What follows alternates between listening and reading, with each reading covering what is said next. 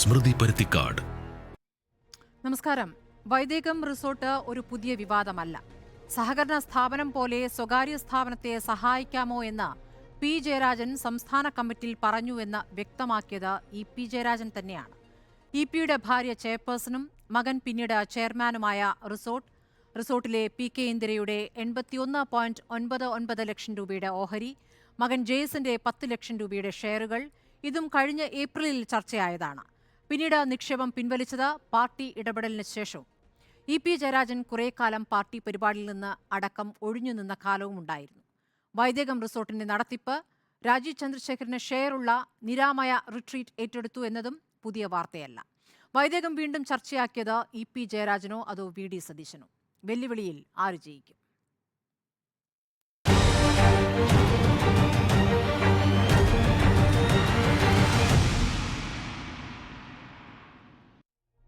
ചർച്ചയിൽ കോൺഗ്രസ് നേതാവ് VP. Sajeendran, BJP. നേതാവ് എസ്. ജയസൂര്യൻ, ഇടത് സഹയാത്രികൻ അഡ്വക്കേറ്റ് ബി.എൻ. ഹസ്കർ എന്നിവരാണ്.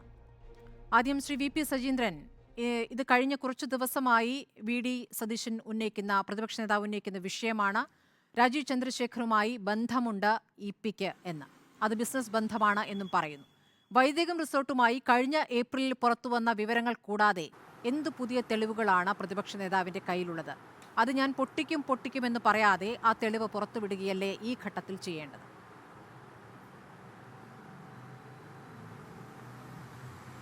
അല്ല, ഇതിപ്പോൾ പറയാനുള്ള സാഹചര്യം എന്താണെന്ന് അറിയാമല്ലോ, നമുക്കെല്ലാവർക്കും അറിയാം. ഇ.പി. ജയരാജൻ കഴിഞ്ഞ കുറേ ദിവസങ്ങളായി ബി.ജെ.പിക്ക് അനുകൂലമായ പ്രസ്താവനകൾ നടത്തിക്കൊണ്ടിരിക്കുകയാണ്.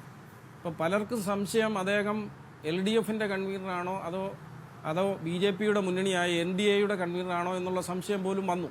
കാരണം അദ്ദേഹം കാരണം എന്താ, ബി.ജെ.പി മിക്ക മണ്ഡലങ്ങളിലും 2ാം സ്ഥാനം നേടുമെന്നാണ് അദ്ദേഹം ഒരാഴ്ച മുമ്പ് നടത്തിയ പ്രസ്താവന. രണ്ടാമത് അദ്ദേഹം പറഞ്ഞു ബി.ജെ.പിയുടേത് മികച്ച സ്ഥാനാർത്ഥികളാണ്. ഇവിടെ കേരളത്തിൽ ഞങ്ങൾ ഇപ്പോഴും പറയുന്നു LDFും UDFും തമ്മിലുള്ള മത്സരമാണ് 20 പാർലമെൻറ്റ് സീറ്റിൽ നടക്കുന്നതെന്നുള്ളത് ഇവിടുത്തെ ജനങ്ങൾക്കും അറിയാം, ഞങ്ങൾക്കും അറിയാം. അപ്പം ആരെയോ തൃപ്തിപ്പെടുത്താൻ വേണ്ടി, പ്രത്യേകിച്ച് ബി.ജെ.പിയെ തൃപ്തിപ്പെടുത്താൻ വേണ്ടി, കേന്ദ്ര അന്വേഷണ ഏജൻസികളിൽ നിന്ന് രക്ഷപ്പെടാൻ വേണ്ടി കഴിഞ്ഞ കുറേ ദിവസങ്ങളായി ഇ.പി. ജയരാജനെ കൊണ്ട് ആരെങ്കിലും ചെയ്യിക്കുന്നതാണോ എന്നറിയില്ല. അതോ അദ്ദേഹത്തിൻ്റെ റിസോർട്ടുമായി ബന്ധപ്പെട്ട് ഇ.ഡിയും അതുപോലെ തന്നെ ഇൻകം ടാക്സ് ഡിപ്പാർട്ട്മെൻറ്റും കയറിയതുകൊണ്ടാണോ എന്നറിയില്ല. അദ്ദേഹത്തിന് ഭയപ്പാടുള്ളത് കൊണ്ടാണോ, അദ്ദേഹത്തെ നിയന്ത്രിക്കുന്ന മുഖ്യമന്ത്രി അടക്കമുള്ള ആളുകളെ അവരുടെ നിയന്ത്രണത്തിലോ അവരുടെ ഉപദേശത്തിലാണോ എന്നറിയില്ല. ഇത് നിരന്തരമായി അദ്ദേഹം ബി.ജെ.പിക്ക് അനുകൂലമായ പ്രസ്താവനകൾ തെരഞ്ഞെടുപ്പ് പ്രഖ്യാപിച്ചതിന് ശേഷം വന്നുകൊണ്ടിരിക്കുകയാണ്. 10-ാം തീയതിയും 14-ാം തീയതിയും ഇത് സംബന്ധിച്ച് പ്രതിപക്ഷ നേതാവ് പത്രസമ്മേളനത്തിൽ ഇ.പി. ജയരാജനോട് പല കാര്യങ്ങൾ ചോദിച്ചു. അപ്പോഴൊന്നും അദ്ദേഹം മറുപടി പറയുന്നില്ല. പക്ഷേ ഇതിനിടയിൽ മുഖ്യമന്ത്രിയും പാർട്ടി സെക്രട്ടറി ഗോവിന്ദൻ മാഷും കേന്ദ്ര കമ്മിറ്റി അംഗം ശൈലേഷ് ടീച്ചറും പറഞ്ഞു ഇവിടെ മത്സരം നടക്കുന്നത് UDF LDFും തമ്മിലാണെന്ന്. ഒരുപക്ഷെ മുഖ്യമന്ത്രി ഇ.പി. ജയരാജനെ കൊണ്ട് പറയിപ്പിച്ചിട്ട് അദ്ദേഹം കണ്ണിൽ പൊടിയിടാൻ വേണ്ടി പറഞ്ഞതാവാനുള്ള വഴിയുള്ളൂ. ഇപ്പം മുഖ്യമന്ത്രി അറിഞ്ഞുകൊണ്ടല്ലാതെ ഇ.പി. ജയരാജൻ പ്രത്യേകിച്ച് ഈ സ്ഥാനത്തിരിക്കുമ്പോൾ ഇങ്ങനെ ഒരു പ്രസ്താവന നടത്താൻ യാതൊരു വഴിയുമില്ല എന്നുള്ളതാണ് ഞങ്ങൾക്ക് മനസ്സിലാക്കാൻ കഴിയുന്നത്, ജനങ്ങൾക്ക് മനസ്സിലാക്കാൻ കഴിയുന്നത്. കാരണം എന്തെന്ന് ചോദിച്ചാൽ, കേന്ദ്രത്തിൻ്റെ മുന്നിലുള്ള 1 ലാവലിംഗ് കേസ്, 2 SFIയോട് അന്വേഷണത്തിൻ്റെ പരിധിയിലുള്ള മാസപ്പടി കേസ്, 3 കരിവന്നൂർ ബാങ്ക് പോലുള്ള കേസ്. ഇങ്ങനെയുള്ള കേസുകളെല്ലാം എപ്പോൾ വേണമെങ്കിലും ഈ കേസിൻ്റെ കുന്തമന മുഖ്യമന്ത്രിയുടെ മുകളിലേക്ക് വരാമെന്നും മുഖ്യമന്ത്രിയുടെ കുടുംബാംഗമായ മകളുടെ മുകളിലേക്ക് വരാമെന്നും ബോധ്യമുള്ളത് കൊണ്ട് ബി.ജെ.പി ഒന്ന് സഹായിക്കാൻ വേണ്ടി ഈ തെരഞ്ഞെടുപ്പിൽ എന്തെങ്കിലും ഗൂഢാലോചന നടത്തിയതിൻ്റെ ഭാഗമായിട്ടുള്ള ഒന്നാണ് ഇപ്പോൾ നടക്കുന്ന ഈ പ്രസ്താവനകളും കാര്യങ്ങളും. അങ്ങനെയാണല്ലോ ഇപ്പോൾ ഈ വൈദേകം റിസോർട്ട് അടക്കമുള്ള കാര്യങ്ങൾ വരുന്നത്. പ്രതിപക്ഷ നേതാവ് ബിസിനസ് ബന്ധമുണ്ട് എന്ന് പറയാൻ കാരണം എന്താണെന്ന് ചോദിച്ചാൽ, ഇപ്പോൾ ഈ 2002 ഡിസംബർ മാസം സംസ്ഥാന കമ്മിറ്റി കൂടിയപ്പം ഈ വൈദേകം റിസോർട്ട് ഇ.പിയുടേതാണെന്ന് പറഞ്ഞത് UDFിലെ ആരുമാണെന്ന് എനിക്ക് തോന്നുന്നില്ല. ആരുമല്ല. ഇനി ബി.ജെ.പിയുടെ ആരും പറഞ്ഞതായിട്ട് ഞാൻ കേട്ടിട്ടില്ല. അവരുടെ പാർട്ടിയുടെ ഉന്നതനായ നേതാവായ പി ജയരാജൻ തന്നെയാണ് ഈ വിഷയം സംസ്ഥാന കമ്മിറ്റിയിൽ ഉന്നയിച്ചത്. അപ്പോൾ സംസ്ഥാന സെക്രട്ടറി ഗോവിന്ദൻ മാഷ് പറഞ്ഞു ഇത് രേഖാമൂലം എഴുതി തന്നാൽ അതിൻ്റെ ബാക്കി കാര്യങ്ങൾ ചെയ്യാം എന്നറിഞ്ഞു. അന്ന് ഇത് വിവാദമായിരുന്നു. ഞാനടക്കമുള്ള ആളുകൾ പല ചാനലിലും വന്നിരുന്ന് ഇത് സംബന്ധിച്ച് ചർച്ച നടത്തിയിട്ടുള്ളതാണ്, ഞാനിപ്പോഴും ഓർക്കുന്നു. അതിനുശേഷമാണ് ഈ വിവാദം വന്നതിന് ശേഷമാണ് ED അവിടെ കയറി, ഇൻകം ടാക്സ് അവിടെ കയറി. അതും നിങ്ങളുടെ ചാനലടക്കമുള്ള ചാനലുകൾ അതെല്ലാം ജനങ്ങളുടെ മുന്നിൽ എത്തിച്ചതാണ്. അപ്പോൾ ഇത് സംബന്ധിച്ചുള്ള വിവാദങ്ങൾ ഇങ്ങനെ കത്തി നിൽക്കുന്ന സമയത്താണ് ഇപ്പോൾ പ്രതിപക്ഷ നേതാവ് പറഞ്ഞിരിക്കുന്നത് ഇപ്പോൾ BJPയുടെ സ്ഥാനാർത്ഥിയായ രാജീവ് ചന്ദ്രശേഖർ എന്ന് പറയുന്നയാൾ, കേന്ദ്രമന്ത്രിയായാൽ, BJPയിൽ വലിയ സ്വാധീനമുള്ളയാൾ, കേരളത്തിൽ ജയിപ്പിക്കാൻ വേണ്ടി നിർത്തിയിരിക്കുന്നു എന്ന് പറയുന്നയാൾ തിരുവനന്തപുരത്തെ സ്ഥാനാർത്ഥിയാണ്. അദ്ദേഹത്തിൻ്റെ നിയന്ത്രണത്തിലുള്ള നിരമായ റിട്രീറ്റ്സ് എന്ന് പറയുന്ന ഒരു ഹോട്ടൽ ശൃംഖലയുണ്ട്. ആ ശൃംഖല കൺട്രോൾ ചെയ്യുന്ന ആരാ? ജൂപ്പിറ്റർ ക്യാപിറ്റൽ എന്ന് പറയുന്ന കമ്പനിയാണ്. അത് രാജീവ് ചന്ദ്രശേഖരൻ്റെ നിയന്ത്രണത്തിലുള്ള കമ്പനിയാണ്. ഇത് ആർക്കും അറിയാൻ മേലാത്തത്. അപ്പം ആ കമ്പനിയാണ് ഈ വൈദേഹൻ റിസോർട്ടുമായിട്ട് മുഴുവൻ കച്ചവടം നടന്നതെന്ന് അറിയത്തില്ല. എന്തായാലും എഗ്രിമെൻ്റ് ഒപ്പിട്ടിട്ടുണ്ട്, ധാരണ വെച്ചിട്ടുണ്ട്. അത് സംബന്ധിച്ചുള്ള രേഖകൾ പ്രതിപക്ഷ നേതാവിൻ്റെ കയ്യിലുണ്ട്, യാതൊരു സംശയവുമില്ല. EP ജയരാജൻ പറഞ്ഞത് എനിക്കിതുമായി യാതൊരു ബന്ധവുമില്ല. ഇനി നാളെ അദ്ദേഹം എൻ്റെ ഭാര്യ ഇന്ദിരയുമായി ബന്ധമില്ല എന്ന് പോലും പറയാം. അത്രമാത്രം പച്ചക്കള്ളം പറയുന്ന ആളാണ് EP ജയരാജൻ.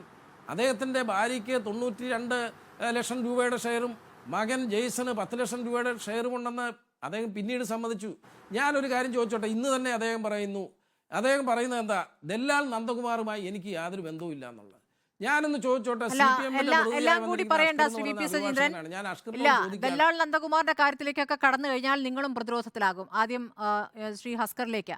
ശ്രീ ഹസ്കർ, ഇപ്പോൾ ഈ വിവാദം, വൈദേകം എന്ന വിഷയം വീണ്ടും ചർച്ചയാക്കിയത് EP ആണ് എന്നാണ് കോൺഗ്രസ് പറയുന്നത്. അതിന് കാരണവുമുണ്ടല്ലോ. കാരണം ഒരു ചാനലിന് കൊടുത്ത അഭിമുഖത്തിലാണ് EP ആ രൂപത്തിലുള്ള പ്രതികരണം ആദ്യം നടത്തുന്നത്. ഇവിടെ മത്സരം UDF-ഉം LDF-ഉം തമ്മിലല്ല, LDF-ഉം BJP-യും തമ്മിലാണെന്ന് അദ്ദേഹം പറഞ്ഞു. പിന്നീട് അദ്ദേഹം പറഞ്ഞു 5 ഇടത്തെങ്കിലും മികച്ച സ്ഥാനാർത്ഥികളുണ്ട്, മിടുക്കർ എന്നല്ല മികച്ച സ്ഥാനാർത്ഥികളുണ്ട് BJP-ക്ക് എന്നാണ്. അത് ഏതൊക്കെ മണ്ഡലങ്ങളിലെന്നും അദ്ദേഹം വിശദമായി പറയുകയുണ്ടായി. അപ്പോൾ പിന്നീടിപ്പോൾ ഞാൻ പറയുന്നത് സംഘപരിവാർ ശക്തികൾ ഇവിടെ ശക്തിപ്പെടാതിരിക്കാൻ വേണ്ടിയുള്ള ഒരു നീക്കമാണ് ഞാൻ നടത്തുന്നതെന്നും ഇന്ന് വാർത്താ സമ്മേളനത്തിൽ അദ്ദേഹം പറഞ്ഞ വാചകങ്ങളുണ്ടല്ലോ. ഞങ്ങളുടെ പാർട്ടിയുമായി ബന്ധപ്പെട്ട് സ്ഥാനാർത്ഥികളെ തീരുമാനിച്ചിരുന്നില്ല. BJP-യുടെ കാര്യം അപ്പോൾ ചോദിച്ചപ്പോൾ, ഇങ്ങോട്ട് ചോദിച്ചതാണ്, മാധ്യമങ്ങൾ ചോദിച്ചപ്പോൾ ഞാൻ ആ രൂപത്തിൽ പറഞ്ഞു എന്നാണ് അദ്ദേഹം വിശദീകരിക്കുന്നത്. ആ മറുപടി എത്രത്തോളം ശക്തമായ മറുപടിയാണ്? ഈ ചർച്ചകൾക്ക് യഥാർത്ഥത്തിൽ കാരണമായത് EP-യുടെ പ്രതികരണമല്ലേ ഹസ്കർ? സ്മൃതി, നമ്മൾ EP-യെ വിലയിരുത്തുമ്പോൾ അദ്ദേഹം വളരെ നിഷ്കളങ്കനായിട്ടുള്ളൊരു രാഷ്ട്രീയ നേതാവായിട്ടാണ് എനിക്ക് തോന്നിയിട്ടുള്ളത്. ഞാൻ വിചാരിക്കുന്നത് മറ്റു പല രാഷ്ട്രീയ നേതാക്കന്മാരെ പോലെ കാപട്യം നിറഞ്ഞ പെരുമാറ്റം നടത്തുന്നതിന് EP-ക്ക് കഴിയാറില്ല. ഹൃദയത്തിൽ തോന്നുന്നത് അദ്ദേഹം പറയുക തന്നെ ചെയ്തിട്ടുണ്ട് എന്നുള്ളതാണ്. അദ്ദേഹത്തിൻ്റെ മുൻകാല ചരിത്രം പരിശോധിച്ചാൽ, അദ്ദേഹത്തിൻ്റെ വാക്കുകൾ പരിശോധിച്ചാൽ നമുക്ക് മനസ്സിലാകുന്നത്. അപ്പോൾ സ്വാഭാവികമായി മറ്റ് രാഷ്ട്രീയ നേതാക്കന്മാരെ പോലെ പാരഫെർനീലിയ വെച്ചിട്ടും മറ്റു തരത്തിലും അദ്ദേഹം മനസ്സിലുള്ളത് മറച്ചു വെച്ചുകൊണ്ട് വർത്തമാനം പറയുന്ന നേതാവായിട്ട് നമുക്ക് കേരള രാഷ്ട്രീയത്തിൽ അദ്ദേഹത്തെ അങ്ങനെ അടയാളപ്പെടുത്താനാവില്ല. അപ്പോൾ EP നടത്തിയിട്ടുള്ള ചില പ്രതികരണങ്ങൾ പലപ്പോഴും പാർട്ടിയെ പ്രതിരോധത്തിലാക്കിയിട്ടുണ്ട്, അല്ലെങ്കിൽ ഇടതുപക്ഷത്തെ ആകമാനം പ്രതിരോധത്തിലാക്കിയിട്ടുണ്ട് എന്നുള്ളതൊരു വസ്തുതയാണ്. പക്ഷേ അത് മാധ്യമങ്ങൾ പലപ്പോഴും അദ്ദേഹം പറഞ്ഞിട്ടുള്ള വാക്കുകളിൽ നിന്നും വളച്ചൊടിക്കലുകൾ നടത്തുന്നത് കൊണ്ട് മാത്രമാണ്. വൈദേഹം നമുക്കറിയാം വളരെ കാലം ചർച്ച ചെയ്യപ്പെട്ടിട്ടുള്ളതാണ്. വൈദേഹത്തെ സംബന്ധിച്ച് ശാസ്ത്ര സാഹിത്യ പരിഷത്താണ് ആദ്യം അതിൻ്റെ നിർമ്മാണ പ്രവൃത്തിയുമായി ബന്ധപ്പെട്ട്, കുന്നിടിക്കുന്നതുമായി ബന്ധപ്പെട്ട് ശാസ്ത്ര സാഹിത്യ പരിഷത്ത് പരാതിയുമായി മുന്നോട്ട് വരുന്നു. അതിനുശേഷം അത് പാർട്ടിക്കുള്ളിലും പുറത്തുമൊക്കെ തന്നെ വലിയ വിവാദങ്ങൾ വഴിതെളിച്ചു വെച്ചിട്ടുണ്ട്. അപ്പോൾ അതിനുശേഷം അദ്ദേഹം അതിൻ്റെ ഷെയർ, അദ്ദേഹത്തിൻ്റെ ഭാര്യയുടെയും മകൻ്റെയും പേരിലുണ്ടായിരുന്ന ഷെയർ വിട്ടുകൊണ്ട് ആ സ്ഥാപനത്തിൻ്റെ എല്ലാ ബന്ധങ്ങളും അദ്ദേഹത്തിൻ്റെ കുടുംബാംഗങ്ങൾ ഒഴിവാക്കിയിട്ടുണ്ട് എന്നുള്ളതാണ് നാം മനസ്സിലാക്കുന്നത്. അപ്പോൾ സ്വാഭാവികമായും അത് ഏറ്റെടുത്ത സ്ഥാപനത്തെ സംബന്ധിച്ച് അതില്ലെങ്കിൽ അതിൻ്റെ നിയന്ത്രണം നടത്തുന്നത് ശ്രീ രാജീവ് ചന്ദ്രശേഖറാണ് എന്നുള്ളതുകൊണ്ട് രാജീവ് ചന്ദ്രശേഖരനെ പോലുള്ളൊരു വ്യക്തിയെ സംബന്ധിച്ചിടത്തോളം അദ്ദേഹം നിരവധി വ്യവസായങ്ങൾ നടത്തുന്ന ഒരു വ്യവസായി കൂടിയാണ്. അദ്ദേഹം ലാഭം കൊയ്യുന്നതിനു വേണ്ടി നടത്തുന്ന വ്യവസായ പെരുമാറ്റങ്ങളും അദ്ദേഹത്തിൻ്റെ ഇടപെടലുകളും നമുക്ക് എല്ലാവർക്കും അറിയാവുന്നതാണ്. അപ്പോൾ അതുകൊണ്ട് അദ്ദേഹവുമായി ഏതെങ്കിലും തരത്തിൽ EP-ക്ക് അടുപ്പമുണ്ട് എന്ന് പറഞ്ഞു വെക്കുന്നത്, അല്ലെങ്കിൽ എന്തെങ്കിലും തരത്തിലുള്ള വ്യവസായ ബന്ധമുണ്ട്, കച്ചവട ബന്ധമുണ്ട് എന്ന് പറഞ്ഞു വെക്കുന്നത് അത് പുകമറ സൃഷ്ടിക്കാനാണ്. കാര്യങ്ങൾ വിശദീകരിക്കേണ്ടേ? എനിക്ക് എവിടെയും ഷെയർ ഇല്ല, എനിക്ക് കൈരളിയിലാണ് ആകെ ഒരു ഷെയർ ഉള്ളത് എന്നാണ് അദ്ദേഹം ഇന്ന് വാർത്താ സമ്മേളനത്തിൽ പറയുന്നത്. ഭാര്യയ്ക്ക് ഒരു കമ്പനിയിൽ ഷെയർ ഉണ്ടായിരുന്നു, അത് ഒഴിവാക്കി. വൈദേകം എന്ന വാക്ക് പോലും അദ്ദേഹം പറയാൻ തയ്യാറാകുന്നില്ല. ഈ നിരാമയയുടെ കാര്യമൊക്കെ പറയുന്നുണ്ട്, അവർ ഏത് രൂപത്തിലുള്ള ബിസിനസ് നടത്തുന്നവരാണ് എന്നും പറയുന്നുണ്ട്. അത് ഞാനാണെങ്കിൽ അതിൻ്റെ ഒരു ഉപദേഷ്ടാവാണ്, ഉപദേശം നൽകുക മാത്രമാണ് ഞാൻ ചെയ്തിട്ടുള്ളത് എന്നാണ് അദ്ദേഹം പറയുന്നത്. ഇപ്പോൾ അദ്ദേഹത്തിൻ്റെ ഭാര്യയ്ക്ക് ഉണ്ടായിരുന്ന 81.99 ലക്ഷം രൂപയുടെ നിക്ഷേപം, മകൻ ജേസ് ഉണ്ടായിരുന്ന 10 ലക്ഷം രൂപയുടെ ഷെയർ, ഭാര്യയ്ക്ക് ഉണ്ടായിരുന്ന 25 ലക്ഷം രൂപയുടെ വായ്പ, ഈ കണക്കുകളൊക്കെ അവിടെ നിൽക്കുമ്പോഴാണ്, ഇതൊക്കെ പുറത്തു വന്നപ്പോഴാണ്, ഇത് പാർട്ടി ചർച്ച ചെയ്ത വിഷയമാണ്. അപ്പോൾ ഇന്ന് സംസാരിക്കുമ്പോൾ അങ്ങനെയൊന്നും സംഭവിച്ചിട്ടേയില്ല എന്ന മട്ടിൽ അദ്ദേഹം എന്തിനാണ് പറഞ്ഞൊഴിയുന്നത്? അങ്ങനെ ചില കാര്യങ്ങൾ സംഭവിച്ചിട്ടുണ്ടല്ലോ, പാർട്ടിക്കകത്ത് ചർച്ചയായതാണല്ലോ, സംസ്ഥാന കമ്മിറ്റിയിൽ പി ജയരാജൻ ഉന്നയിച്ചതാണല്ലോ, അതിനുശേഷം പാർട്ടി ഈ വിഷയം ചർച്ച ചെയ്തതാണല്ലോ, പാർട്ടി തന്നെ ഒരു അന്വേഷണം നടത്തിയതാണല്ലോ. EP കുറച്ചു കാലം മാധ്യമങ്ങളിൽ നിന്നൊഴിഞ്ഞ് പാർട്ടി പരിപാടികളിൽ നിന്ന് ഒഴിഞ്ഞ് നടക്കുന്ന കാലം, ആ കാലം അത്ര പഴയ കാലമല്ലല്ലോ, 1 വർഷം മുൻപാണ് ഈ സംഭവങ്ങളൊക്കെ ഉണ്ടായിട്ടുള്ളത്. അപ്പോൾ എല്ലാവരും മറന്നു എന്നെങ്ങനെയാണ് EP കരുതുക? അങ്ങനെയല്ല, EP അതൊന്നും എല്ലാവരും മറന്നു എന്നുള്ള അർത്ഥത്തിലല്ല EP അതിനെ കണ്ടിട്ടുള്ളത്. EP അതിന് ഞാൻ നേരത്തെ സൂചിപ്പിച്ചതുപോലെ വളരെ നിഷ്കളങ്കനായ ഒരു രാഷ്ട്രീയ പ്രവർത്തകൻ എന്ന നിലയിൽ വർത്തമാനകാലത്ത് ജീവിക്കുന്ന ഒരു രാഷ്ട്രീയ പ്രവർത്തകൻ കൂടിയാണ് അദ്ദേഹം. പഴയ കാര്യങ്ങളൊക്കെ തന്നെ വിളിച്ചു പറയുന്ന, അല്ലെങ്കിൽ അങ്ങനെ പ്രതിരോധം തീർക്കുന്ന ഒരു വ്യക്തിയായിട്ട് അല്ലെങ്കിൽ ഒരു രാഷ്ട്രീയ നേതാവായിട്ട് നമുക്ക് ഒരിക്കലും എന്ന് അദ്ദേഹം പറഞ്ഞത് അതെന്ത് നിഷ്കളങ്കതയാണ്? അല്ല, അതങ്ങനെയല്ല. നമുക്ക് എല്ലാവർക്കും അറിയാം, പാർട്ടി അസന്നിഗ്ധമായി ഗോവിന്ദ മാസ്റ്റർ ഇക്കാര്യത്തിൽ പാർട്ടിയുടെ നിലപാട് പറഞ്ഞിട്ടുണ്ട്. മുഖ്യമന്ത്രിക്ക് പ്രതികരിക്കേണ്ടി വന്നു. മുഖ്യമന്ത്രി പറയുന്നു LDF-ഉം UDF-ഉം തമ്മിൽ തന്നെയാണ് മത്സരമെന്ന്. പാർട്ടി സെക്രട്ടറിക്ക് വിശദീകരിക്കേണ്ടി വരുന്നു. അങ്ങനെ പാർട്ടിയെ പ്രതിരോധത്തിലാക്കുന്ന തരത്തിൽ LDF കൺവീനർ എന്തിനാണ് പ്രതികരിച്ചത്? അത് തൻ്റെ കയ്യിൽ നിന്ന് വന്ന ഒരു പിഴവാണ് എന്ന രൂപത്തിൽ അദ്ദേഹം പ്രതികരിക്കണമായിരുന്നു. ഇന്ന് വാർത്താ സമ്മേളനത്തിലും താൻ അങ്ങനെയല്ല പറഞ്ഞത്, അതിനെ വേറെ രീതിയിൽ വ്യാഖ്യാനിക്കുകയാണ് മാധ്യമങ്ങൾ ചെയ്തതെന്ന് എങ്ങനെയാണ് അദ്ദേഹം വിശദീകരിക്കുന്നത്? ഈ ബൈറ്റുകളൊക്കെ ഇവിടെ ഉണ്ടല്ലോ. അല്ല, അദ്ദേഹം പറഞ്ഞതിൽ നിന്ന് വളച്ചൊടിക്കുകയും അതിനെ മാറ്റി പറയുകയും ഒക്കെ ചെയ്യുമ്പോൾ സ്വാഭാവികമായി നമുക്ക് ഒരു വസ്തുതയെ സംബന്ധിച്ച് വസ്തുതകളിലേക്ക് നോക്കിക്കാണുമ്പോൾ ആ വസ്തുതയുടെ വ്യത്യസ്തമായ കോണുകളിൽ നിന്നാണല്ലോ നാം അനുഭവഭേദ്യമാകുന്നത്. അപ്പോൾ അത്തരത്തിലാണ് നിലവിൽ EP പറഞ്ഞിട്ടുള്ള ഒരു കാര്യം. ആ EP പറഞ്ഞിട്ടുള്ള കാര്യത്തെ നമ്മൾ വ്യത്യസ്ത കോണുകളിൽ നിന്ന് നോക്കുന്നത് കൊണ്ടാണ് ആ പ്രശ്നം വരുന്നത്. EP പറഞ്ഞത് വളരെ നിഷ്കളങ്കമായി പറഞ്ഞിട്ടുള്ള കാര്യമാണ്. അതിൽ ഇവിടെ ആർക്കും അറിയാൻ പാടില്ലാത്തത് LDF-ഉം UDF-ഉം തമ്മിലാണ് കേരളത്തിൽ പാർലമെൻറ്റ് തിരഞ്ഞെടുപ്പിൽ മത്സരം നടക്കുന്നത്. BJPക്ക് മികച്ച സ്ഥാനാർത്ഥികളുണ്ട് എന്നുള്ളത് അദ്ദേഹം പറഞ്ഞത് അത് വാസ്തവ വിരുദ്ധമായി നമുക്ക് അങ്ങനെ അടയാളപ്പെടുത്താനാവുമോ? BJPക്ക് മികച്ച സ്ഥാനാർത്ഥികളുണ്ട്, അതുപോലെ LDF-നും UDF-നും അതിനേക്കാൾ മികച്ച സ്ഥാനാർത്ഥികളാണ് കേരളത്തിൽ മാറ്റിവെക്കുന്നത്. അപ്പോൾ BJPക്ക് മികച്ച സ്ഥാനാർത്ഥികളുണ്ട് എന്ന് പറഞ്ഞത് മാത്രമാണ് ഏറ്റവും വലിയ വിവാദമായി. അതൊരു CPM നേതാവ് പറയുമ്പോൾ, LDF കൺവീനർ പറയുമ്പോൾ അത് ആ ഗൗരവത്തിൽ തന്നെ എടുക്കും എന്നുള്ള കാര്യമുണ്ട്. അത് അങ്ങനെ പറയാൻ പാടില്ലാത്തതായതുകൊണ്ടാണല്ലോ പിന്നീട് മുഖ്യമന്ത്രിയും പാർട്ടി സെക്രട്ടറിയും അത് തിരുത്തുന്നത്. അത് പറഞ്ഞ് തെറ്റായി പോയത് കൊണ്ടാണല്ലോ. താങ്കൾ ഈ നിഷ്കളങ്കതയ്ക്കകത്തേക്കാണ് അദ്ദേഹത്തിൻ്റെ പ്രതികരണങ്ങളെ വെക്കുന്നത്. ആ പ്രതികരണങ്ങൾ പാർട്ടിക്കുണ്ടാക്കുന്ന ബുദ്ധിമുട്ട് എന്നുള്ളത് അത് പിന്നീട് മുഖ്യമന്ത്രിക്കും പാർട്ടി സെക്രട്ടറിക്കും തിരുത്തേണ്ടി വന്നൊരു സാഹചര്യമുണ്ടല്ലോ. ഇപ്പോൾ ഈ വിഷയം ഈ രൂപത്തിൽ ചർച്ചയാകാനും തുടർച്ചയായി പ്രതിപക്ഷ നേതാവ് വാർത്താ സമ്മേളനം വിളിച്ചുകൊണ്ട് ഈ കാര്യങ്ങൾ പറയാനും ഇടയാക്കിയ സാഹചര്യം അത് നിഷ്കളങ്കതയിൽ പറഞ്ഞ് ഒതുക്കാവുന്ന കാര്യമാണോ ഹസ്കർ? സ്മൃതി, അതിൽ നാം കാണേണ്ടതെന്ന് പറഞ്ഞ് പ്രതിപക്ഷ നേതാവ് ശ്രീ VD സതീശൻ കഴിഞ്ഞ കുറേ നാളുകളായി നിരവധി ആരോപണങ്ങൾ ഇങ്ങനെ ഉന്നയിക്കാറുണ്ട്. പക്ഷെ ആരോപണങ്ങളുടെ ആയുസ് ഒരു പകല് അന്തിയോളമാകുന്നിടത്തോളം മാത്രമാണ് എന്നുള്ളതല്ലേ നമ്മുടെ മുന്നിലുള്ള. പക്ഷേ ഹസ്കർ, എനിക്ക് പുതിയ തെളിവെന്താണ് പ്രതിപക്ഷ നേതാവിന്റെ കയ്യിലെന്ന് അറിയില്ല. പക്ഷേ EP-യുടെ ഭാര്യയ്ക്കും മകനും ആ റിസോർട്ടിൽ ഷെയർ ഉണ്ടായിരുന്നു എന്നുള്ള കാര്യം നമ്മുടെ മുന്നിലുള്ള യാഥാർത്ഥ്യമാണ്. ആ ഷെയറുകൾ പിന്നീട് പിൻവലിക്കേണ്ടി വന്നു എന്നുള്ളത് നമ്മുടെ മുന്നിലെ യാഥാർത്ഥ്യമാണ്. അപ്പോൾ എവിടെയാണ് കളവ്? അവിടെ വെറുതെ കാര്യങ്ങൾ പറയല്ലോ, ഉണ്ടായ കാര്യങ്ങളാണല്ലോ. അദ്ദേഹം ഇപ്പോൾ പറയുന്നത് നിരാമയുടെ കമ്പനി പ്രതിനിധികൾക്കൊപ്പം EP-യുടെ കുടുംബാംഗങ്ങൾ നിൽക്കുന്ന പടമടക്കം കയ്യിലുണ്ട് എന്നുള്ളതാണ്. അതുണ്ടെങ്കിൽ തന്നെ അതിലൊരു അത്ഭുതമൊന്നുമില്ല. കാരണം അങ്ങനെയൊരു കൈമാറ്റം അവിടെ നടന്നിട്ടുണ്ടല്ലോ, ഒരു ധാരണ നടന്നിട്ടുണ്ടല്ലോ. ആ സമയത്ത് അവർ പങ്കാളികളുമാണ്. അല്ല, സ്മൃതി, അതിനകത്ത് വൈദേഹത്തിലെ EP-യുടെ ഭാര്യയുടെയും മകൻ്റെയും പേരിലുണ്ടായിരുന്ന ഷെയറുകൾ അത് സ്വാഭാവികമായി കൈമാറ്റം ചെയ്യുമ്പോൾ നിരാമയുടെ പ്രതിനിധികളുമായി ഒരു കരാറിൽ ഏർപ്പെടുകയും ആ കരാറ് സാധുവാക്കുകയും ചെയ്യും. ഒരുപക്ഷെ ഒരു ചിത്രമെടുക്കുകയും ഒക്കെ ചെയ്യുന്നതൊരു സ്വാഭാവിക പ്രക്രിയ മാത്രമാണ്. ഇനി അഥവാ അങ്ങനെ ഒരു ചിത്രം എടുത്തിട്ടുണ്ടോ എന്നുള്ളത് വസ്തുത നമുക്ക് മുന്നിൽ ഇല്ല നിലവിൽ. അപ്പോൾ സ്വാഭാവികമായും അങ്ങനെ ഇല്ലാത്തൊരു സാഹചര്യത്തിൽ നമുക്കങ്ങനെ അത് അത്തരത്തിലുണ്ട് എന്ന് പ്രചരിപ്പിക്കാൻ വേണ്ട.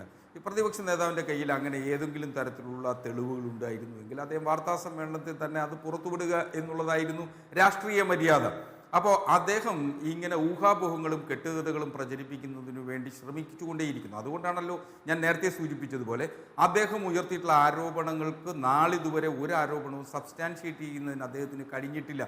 അത്രയ്ക്ക് ദുർബലനായിട്ടുള്ള ഒരു പ്രതിപക്ഷ നേതാവാണ് ഇന്ന് കേരളത്തിലുള്ളത് എന്നുള്ള വസ്തുത കൂടി നാം കാണണം. കാരണം അദ്ദേഹം ഉന്നയിച്ചിട്ടുണ്ട് നിരവധി ആരോപണങ്ങൾ. അദ്ദേഹം വാതുറക്കുന്നതേ ആരോപണം ഉന്നയിക്കാനാണ്. പക്ഷേ ആ ആരോപണങ്ങൾക്ക് നാളിതുവരെ ഏതെങ്കിലും അദ്ദേഹം ഉന്നയിച്ചിട്ടുള്ള ആരോപണങ്ങൾക്ക് സബ്സ്റ്റാൻഷിയേറ്റ് ചെയ്യുന്നതിന് വേണ്ടിയിട്ട് ഒരു തെളിവും അന്തരീക്ഷത്തിൽ വിടുന്നതിന് അദ്ദേഹത്തിനായിട്ടില്ല. അതുകൊണ്ട് അദ്ദേഹം പറഞ്ഞിട്ടുള്ള വാക്കുകൾ അന്തരീക്ഷത്തിൽ അങ്ങനെ ഒരു പകലിൻ്റെ മാത്രം അല്ലെങ്കിൽ ഈയാമ്പാറ്റയുടെ മാത്രം ആയുസായി ഒടുങ്ങിത്തീരുന്നു എന്നുള്ളതാണ് നമ്മുടെ മുന്നിലുള്ള വസ്തുത. അപ്പോൾ പ്രതിപക്ഷ നേതാവ് പറയുന്നത് അങ്ങനെ മുഖവിലേക്ക് എടുക്കേണ്ട കാര്യമില്ല. അദ്ദേഹം ഉന്നയിക്കുന്ന ആരോപണങ്ങൾക്ക് ഒരു തരത്തിലും അദ്ദേഹത്തിൻ്റെ കയ്യിൽ തെളിവുകൾ ഉണ്ടായിരുന്നു എങ്കിൽ, ഏതെങ്കിലും അർത്ഥത്തിലുള്ള തെളിവിൻ്റെ ഒരു കണികയെങ്കിലും ഉണ്ടായിരുന്നുവെങ്കിൽ അദ്ദേഹം ഇന്നു തന്നെ വാർത്താ സമ്മേളനത്തിൽ അദ്ദേഹം അത് പുറത്തുവിടുമായിരുന്നു എന്ന് തന്നെയാണ് ഞാൻ കരുതുന്നത്. കാരണം ഈ തെളിവ് പുറത്തുവിടാൻ വൈകുന്നത് എന്താണ് എന്നുള്ളതാണ് പാർട്ടി മുന്നോട്ട് വെക്കുന്ന ചോദ്യം. ശ്രീ ജയസൂര്യനിലേക്ക് വരാം. തനിക്ക് ബിസിനസ്സുകളില്ല എന്നാണ് നേരത്തെ രാജീവ് ചന്ദ്രശേഖരൻ പ്രതികരിച്ചിരുന്നത്. ഇ പിയുമായി ഒരു ബന്ധമില്ല എന്നും ഇ പിയും പറയുന്നു കണ്ടിട്ടില്ല, ഫോണിൽ പോലും വിളിച്ചിട്ടില്ല, തനിക്ക് അറിയുകയില്ലാത്ത ഒരാൾ എന്നാണ്. പക്ഷേ ഇങ്ങനെ ഒരു കരാർ ഉണ്ടായിരുന്നെന്നും ഒരു ധാരണാപത്രം ഒപ്പിട്ടിരുന്നു എന്നുമുള്ള കാര്യവും നമ്മുടെ മുന്നിലുള്ള യാഥാർത്ഥ്യമാണ്. ശ്രീ ജയസൂര്യയുടെ മറുപടി കേൾക്കാം ഇടവേളയ്ക്ക് ശേഷം. എത്താം ചർച്ചയിലേക്ക്. അഡ്വക്കേറ്റ് എസ് ജയസൂര്യൻ, ഇപ്പോൾ വൈദികം റിസോർട്ടിന്റെ നടത്തിപ്പ് നിരാമയ റിട്രീറ്റ്സ് ഏറ്റെടുക്കുകയായിരുന്നു. അതിൽ രാജീവ് ചന്ദ്രശേഖരന്റെ പേരിലുള്ളതാണ് നിരാമയ റിട്രീറ്റ്സ് എന്നുള്ളതായിരുന്നു വാർത്ത. അതിൽ രാജീവ് ചന്ദ്രശേഖരന് ഓഹരിയുണ്ട് എന്നുള്ള വിവരങ്ങളും അന്ന് പുറത്തു വന്നതാണ്. 2023 ഏപ്രിൽ 15 ആ കരാർ ഒപ്പുവെക്കുകയും ചെയ്തിരുന്നത്. ഇപ്പോൾ ഈ ഹസ്കർ സംസാരിക്കുമ്പോൾ പോലും അതിൽ രാജീവ് ചന്ദ്രശേഖരന് പങ്ക് ഇല്ല, അല്ലെങ്കിൽ രാജീവ് ചന്ദ്രശേഖരൻ റിസോർട്ടുമായിട്ടല്ല കരാർ എന്ന് പറയുന്നില്ല. അങ്ങനെ ഉണ്ടെങ്കിൽ എന്താണ് കുഴപ്പമെന്നാണ് അദ്ദേഹം പറയുന്നത്. അപ്പോൾ BJP എന്തിനാണ്, രാജീവ് ചന്ദ്രശേഖരൻ എന്തിനാണ് അത് നിഷേധിക്കുന്നത്?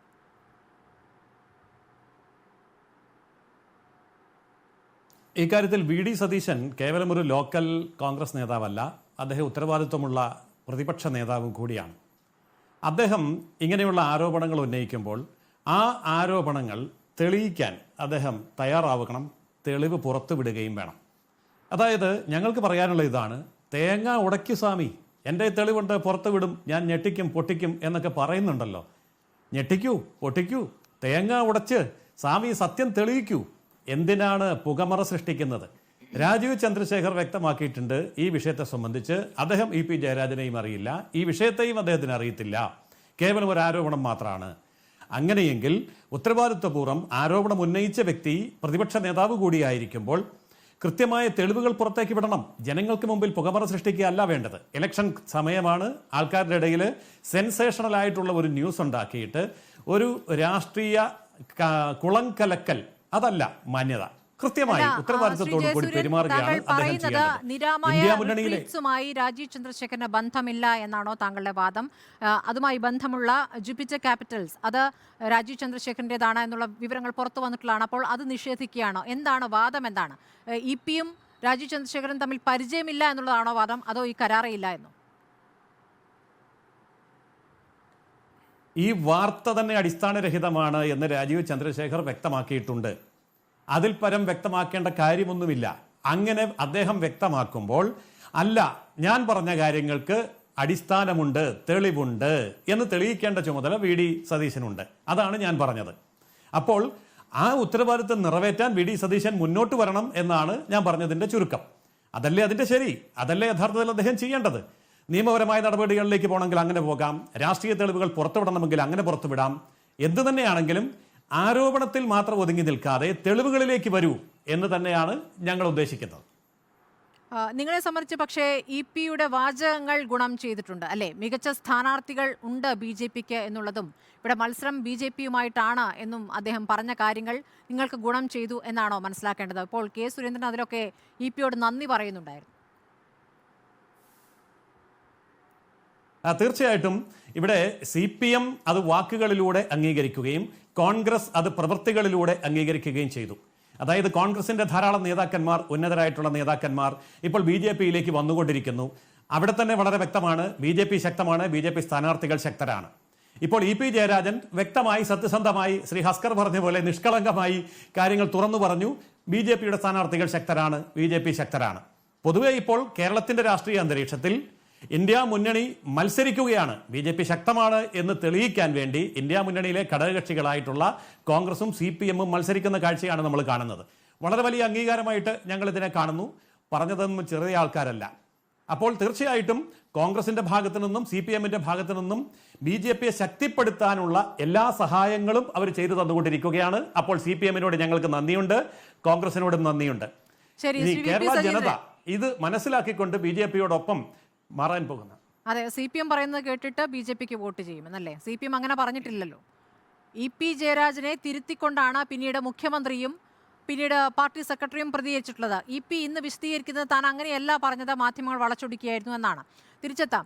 ശ്രീ VP സജീന്ദ്രൻ ഇപ്പോൾ പറഞ്ഞു കേട്ടല്ലോ, ഈ ഹസ്കർ ആയാലും ജയസൂര്യനായാലും പറയുന്നൊരു കാര്യമുണ്ട്, ആ തെളിവ് പുറത്തു വിടൂ എന്ന്. എന്താണ് ആ തെളിവ് എന്നുള്ളതാണ് പ്രധാനപ്പെട്ട ചോദ്യം. ചിത്രങ്ങളുണ്ട് എന്ന് പറയുന്നെങ്കിൽ ആ ചിത്രങ്ങൾ എന്തിനാണ് ഇപ്പോൾ സൂക്ഷിച്ചു വെക്കുന്നത്? വാർത്താ സമ്മേളനത്തിൽ ആരോപണങ്ങൾ ഉന്നയിച്ചു പോവുക എന്നതല്ലാതെ പ്രതിപക്ഷ നേതാവിനൊന്നും തെളിയിക്കാനാവില്ല എന്നാണ് ഹസ്കർ പറയുന്നത്. അല്ല, അത് തെളിയിക്കേണ്ട സമയത്ത് തെളിയിക്കുമല്ലോ. ഇപ്പം അതേതാണ് സമയം? നമ്മുടെ EP ജയരാജൻ പറഞ്ഞതിന് അത് എപ്പം വേണമെങ്കിലും തെളിയിക്കാം. അതിപ്പം ഇന്ന സമയം എന്ന് പറയാൻ പറ്റില്ലല്ലോ. നാളെയോ മറ്റന്നാളോ അങ്ങനെ ഏത് ദിവസം വേണമെങ്കിലും തെളിയിക്കാമല്ലോ. എന്തായാലും അദ്ദേഹം പറഞ്ഞത്, ഈ രാജീവ് ചന്ദ്രശേഖർ പറഞ്ഞത് എന്താ? അദ്ദേഹം പറഞ്ഞത് ഞാൻ ഒരു എഗ്രിമെൻ്റ് ഒപ്പിട്ടിട്ടില്ല, അല്ലെങ്കിൽ ഞാൻ ഇവരുമായി EP ചന്ദ്രശേഖരനുമായി കണ്ടിട്ടില്ല. ഇതാണ് അദ്ദേഹം പറഞ്ഞ വാദം. എന്നാൽ ഇപ്പോൾ ഇദ്ദേഹത്തിന് നിഷേധിക്കാൻ പറ്റുമോ? ഇദ്ദേഹത്തിൻ്റെ നിയന്ത്രണത്തിലുള്ള, അദ്ദേഹവുമായിട്ട് ഡയറക്റ്റായിട്ടായിരിക്കും എഗ്രിമെൻ്റ് ഒപ്പിടാത്തത്. അദ്ദേഹത്തിൻ്റെ കമ്പനിയായ അവിടുത്തെ ഉദ്യോഗസ്ഥർ അല്ലെങ്കിൽ അദ്ദേഹം ചുമതലപ്പെടുത്തിയിട്ടുള്ള ആളുകളായിരിക്കും ഇത് തമ്മിൽ എഗ്രിമെൻ്റ് ഒപ്പിട്ടിട്ടുള്ളത്. അദ്ദേഹം ചന്ദ്രശേഖരൻ എന്ന് പറയുന്നത് കേന്ദ്രമന്ത്രി ആയതുകൊണ്ട് ഒരുപക്ഷെ EP ജയരാജനുമായിട്ട് നേരിട്ട് കണ്ടിട്ടുണ്ടാകത്തില്ല. അദ്ദേഹം ചുമതലപ്പെടുത്തിയിട്ടുള്ള ആളായിരിക്കും കണ്ടിട്ടുള്ളത്. അതാണ് അദ്ദേഹം പറഞ്ഞിട്ടുള്ളത്. ഞാനിതുവരെ നേരിട്ട് EP ജയരാജനെ കണ്ടിട്ടില്ലായിരിക്കാം. അദ്ദേഹത്തിൻ്റെ കമ്പനി, അദ്ദേഹത്തിൻ്റെ നിയന്ത്രണത്തിലുള്ള കമ്പനി എന്ന് പറയുന്നത് ജൂപ്പിറ്റർ ക്യാപിറ്റൽ എന്നുള്ളതാണ് ഈ ലോകത്തുള്ള മുഴുവൻ ആളുകൾക്കും അറിയാമല്ലോ. അവരുടെ കീഴിലാണ് ഈ നിരാമയ റിട്രീറ്റ്സ് എന്നുള്ളതും അറിയാമല്ലോ. ഈ നിരാമയ റിട്രീറ്റ്സ് ആണ് ഈ വൈദേഹം റിസോർട്ട് ഈ വാങ്ങിയതെന്നും എല്ലാവർക്കും അറിയാമല്ലോ.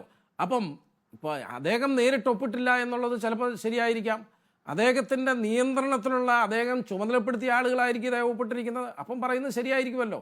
പിന്നെ ചന്ദ്രശേഖരനും EP ജയരാജനും തമ്മിൽ നേരിട്ട് കാണണമെന്നില്ലല്ലോ വൈദേഹത്തിൻ്റെ ഈ ഷെയർ വാങ്ങിക്കാൻ വേണ്ടി. ഇപ്പം റിലയൻസ് കമ്പനിയുടെ ഉടമസ്ഥ അംബാനിയും നേരിട്ട് കണ്ടിട്ടാണോ ഈ താഴെത്തട്ടുള്ള ബിസിനസ് ഇടപാടുകൾ നടത്തുന്നത്? അവരുടെ കേന്ദ്ര ഓഫീസിൽ നിന്ന് നിയന്ത്രിക്കും, ഉത്തരവാദിത്തപ്പെട്ട ആളുകളെ ചുമതലപ്പെടുത്തും. അതേപോലെ തന്നെ വൻകിട ബിസിനസ്സുകാരനാണ് ഈ രാജീവ് ചന്ദ്രശേഖർ. അദ്ദേഹത്തിൻ്റെ താഴെയുള്ള ചുമതലപ്പെടുത്തിയ ഉദ്യോഗസ്ഥന്മാരുമായി കരാർ ഏർപ്പെടും. അതൊരു പക്ഷേ ഇദ്ദേഹം പറഞ്ഞതുമായിട്ട് ശരിയാണ്, ഞാൻ നേരിട്ട് ഇടപെട്ടിട്ടില്ല, ഞാൻ EP ചന്ദ്രശേഖരനെ കണ്ടിട്ടില്ല എന്നുള്ളത് ശരിയായിരിക്കാം. അതാണിപ്പോൾ ഇതിൻ്റെ അകത്ത് പറഞ്ഞിരിക്കുന്നത്. എന്തായാലും എഗ്രിമെന്റ് ഒപ്പിട്ട വാർത്തകളാണ്, അതിപ്പോൾ നിഷേധിക്കുന്നുണ്ട് നേതാക്കൾ. ആ എഗ്രിമെന്റിനപ്പുറം എന്ത് ബന്ധമാണ് ഇപ്പോൾ കോൺഗ്രസ് ആരോപിക്കുന്നത്? ഇത് BJP CPM ബന്ധം എന്ന രൂപത്തിലേക്കാണല്ലോ അത് വ്യാഖ്യാനിക്കുന്നത്. അല്ല, കുറച്ച് നാളായി CPM-ന്റെ ഉന്നതരായ നേതാക്കൾ, ഞാൻ ചോദിക്കട്ടെ, ലാവ്ലിൻ കേസ് 38 തവണ മാറ്റിവെച്ചു. 39ാം തവണ ഈ മാസം മാറ്റിവെക്കാൻ പോവുകയാണ്. 39ാം തവണ. സ്മൃതി ഏതെങ്കിലും കേസിൽ ഇന്ത്യയുടെ ചരിത്രത്തിൽ സ്വാതന്ത്ര്യം കിട്ടിയതിന് ശേഷം ഏതെങ്കിലും ഒരു കേസ് സംബന്ധിച്ച് 39ാമത് തവണ മാറ്റിവെക്കാൻ പോകുന്ന ഒരു കേസ് സംബന്ധിച്ച് കേട്ടിട്ടുണ്ടോ? അപ്പോൾ എന്താണിത് മാറ്റിവെക്കാനുള്ള കാരണം? എന്താണിത് കാരണം? ഇപ്പോൾ SFIO ഈ മാസപ്പടി വിവാദം അന്വേഷിക്കുകയാണ്. ഈ മാസപ്പടി വിവാദം ഈ തെരഞ്ഞെടുപ്പ് കഴിയുമ്പോൾ എങ്ങോട്ട് പോകും? ആവിയായിട്ട് പോകും, നമുക്ക് കാണാം. ഇപ്പം എന്താണ് ഇവിടെ EP ജയരാജൻ ഇവിടെ വന്ന് ഈ റിസോർട്ട് ഇവർക്ക് കൊടുക്കാൻ കാരണം? എന്തെങ്കിലും പത്രങ്ങളിൽ പരസ്യപ്പെടുത്തി ഇതാ എൻ്റെ ഷെയർ കൊടുക്കാൻ പോകുന്നു, ഏതെങ്കിലും പത്രങ്ങളിൽ, ദേശാഭിമാനി പോലും അദ്ദേഹം പത്രപരസ്യം ചെയ്തിട്ടുണ്ടോ? എൻ്റെ ഭാര്യയുടെയും മകൻ്റെയും ഷെയർ ഇതാ വിൽക്കാൻ പോകുന്നു. എത്രയോ ആളുകൾ എടുക്കാൻ താല്പര്യം ഉണ്ടാവും. എന്തുകൊണ്ടാണ് ചന്ദ്രശേഖരൻ്റെ നിയന്ത്രണത്തിലുള്ള ഈ സ്ഥാപനത്തിന് മാത്രമായിട്ട് കൊടുക്കുന്നത്? ഇത് എടുത്തു എന്നുള്ളതും കൊടുത്തു എന്നുള്ളതും ഒക്കെ മുകളിൽ വാർത്ത കേൾക്കുന്നുണ്ട്. ഇല്ല എന്നുള്ളത് അവരോട് തെളിയിക്കണ്ടേ? ബന്ധമില്ല എന്ന് പറഞ്ഞാൽ എല്ലാം ബന്ധമില്ലാതായോ? ഞാൻ പറഞ്ഞതുപോലെ ഉന്നതരായ ബിസിനസ്സുകാർ അവർ ഡയറക്റ്റായിട്ടല്ല ഈ ഏർപ്പാടുകൾ മുഴുവൻ നടത്തുന്നത്. ഇപ്പോൾ ഇ പി ജയരാജൻ പറഞ്ഞത് എനിക്കിതുമായി ബന്ധമില്ല, എൻ്റെ ഭാര്യയ്ക്ക് ബന്ധമുണ്ട്, എൻ്റെ ഭാര്യയ്ക്ക് ഷെയറുണ്ട്, എൻ്റെ മകൻ ജെയ്സന് ഷെയറുണ്ട്. അപ്പോൾ എനിക്കതുമായി ബന്ധമില്ല, എനിക്ക് ദേശാഭിമാനി മാത്രമേ ഷെയറുള്ളൂ. അത് ശരിയായിരിക്കും ദേശാഭിമാനി, പക്ഷേ ഭാര്യയും മക്കളും കുടുംബവും അടങ്ങുന്നതല്ലേ ഇവരുടെ ബിസിനസ് സാമ്രാജ്യം. രാഷ്ട്രീയക്കാർ ചിലപ്പോൾ അവർക്ക് സാങ്കേതികമായ തടസ്സം വരുന്നതുകൊണ്ട് ചിലപ്പം ഭാര്യയുടെയും മക്കളുടെയും പേരിലായിരിക്കും ബിസിനസ് തുടങ്ങുക. ഞാനൊരു കാര്യം ചോദിച്ചോട്ടെ, വ്യവസായ വകുപ്പ് മന്ത്രിയായിരുന്നപ്പോഴാണ് അദ്ദേഹം ഈ ബിസിനസ് തുടങ്ങിയത്. ഈ 82 ലക്ഷം രൂപ കൊണ്ട് ഈ ബിസിനസ് നടത്താൻ പറ്റുമോ?